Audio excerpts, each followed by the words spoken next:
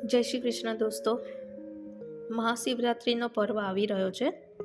તો આપણે આજે કંઈક નવી અને યુનિક ફરાળી વાનગી બનાવીએ અને મહાદેવજીને અર્પણ કરીએ.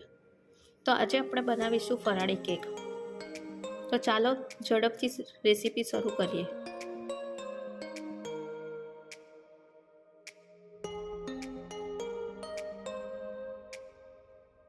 તેના માટે મેં અહીં એક ગાજર છોલીને અને છીણી લીધું છે. ગાજરને કેકમાં એડ કરવાથી કેક સોફ્ટ બને છે, કારણ કે ગાજરમાં રહેલું પાણી એ ફરાળી લોટને મોઇશ્ચર આપે છે. તેથી આપણી કેક લોંગ ટાઈમ સુધી સોફ્ટ રહે છે. નોર્મલી આપણે ફરાળી લોટનો યુઝ કરતા હોય, જેમ કે રાજગરાનો લોટ, મોરૈયાનો લોટ, તેમાંથી આપણે રોટલી ભાખરી બનાવીએ તો તે હાર્ડ બની જાય છે. પરંતુ અહીં કેકમાં ગાજરને એડ કરવાથી તેનું ટેક્સચર સોફ્ટ રહેશે.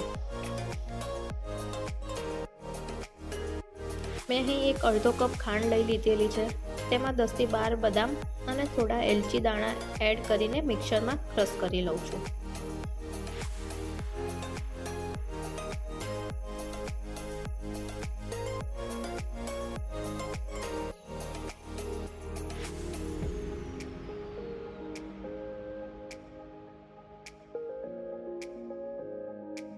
હવે હું એક ટીન લઉં છું, એક ડબ્બો લઉં છું. તેને હું ઘીથી ગ્રીસ કરીને તેના ઉપર લોટ સ્પ્રિંકલ કરી લઉં છું. મારી પાસે બટર પેપર નથી, તેથી હું ડબ્બાને ઘીથી ગ્રીસ કરીને તેના ઉપર લોટ સ્પ્રિંકલ કરીને એક લેયર તૈયાર કરી દઉં છું. જો તમારી પાસે બટર પેપર હોય તો તમે બટર પેપરનો યુઝ કરી શકો છો.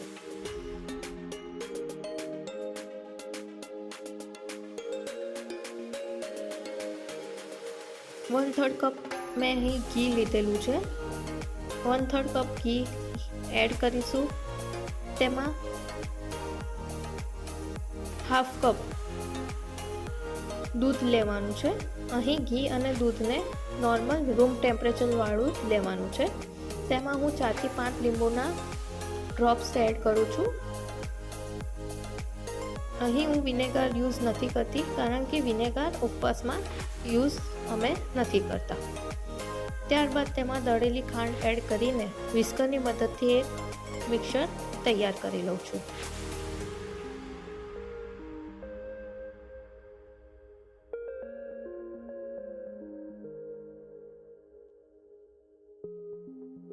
હવે આપણે તેમાં 1 કપ ફરાળી લોટ એડ કરીશું. ફરાળી લોટમાં મેં અહીં અડધો કપ રાજગરાનો લોટ અને અડધો કપ મોરૈયાનો લોટ લીધેલો છે. તેમાં અડધી ટીસ્પૂન બેકિંગ પાવડર અને 1/4 ટીસ્પૂન બેકિંગ સોડા એડ કરીને બેટરને બરાબર મિક્સ કરી લઈશું.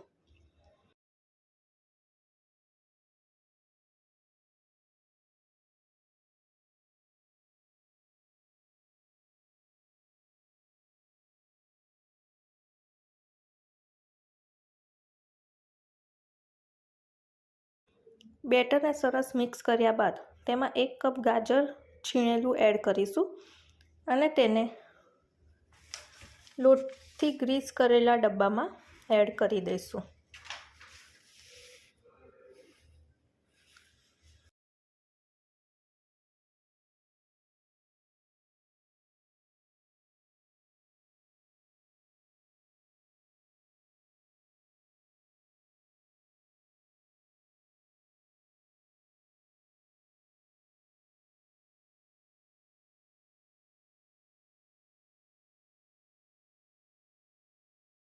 તેની ઉપર કાજુ, બદામ, પિસ્તા અને કેનબેરીથી હું અહીં ગાર્નિશિંગ કરું છું. તમે તમારા મનપસંદ ડ્રાયફ્રૂટ લઈ શકો છો.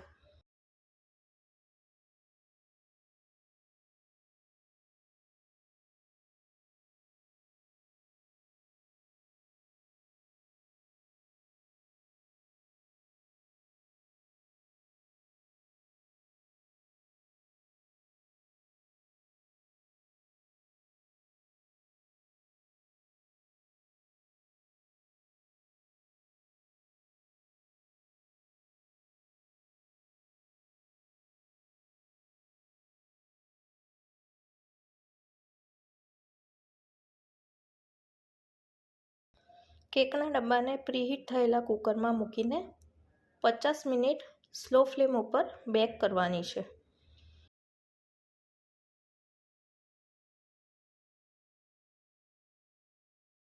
હવે 50 મિનિટ થઈ ગઈ છે.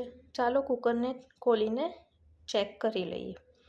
નાઇફની મદદથી કેકની ચેક કરું છું અને કેક સરસ એવી તૈયાર થઈ ગઈ છે. હવે આપણે કેકને રૂમ ટેમ્પરેચર ઉપર ઠંડી થવા દઈશું અને ઠંડી થયા બાદ જ અનમોલ્ડ કરીશું. કેક સરસ એવી અનમોલ્ડ થઈ ગઈ છે.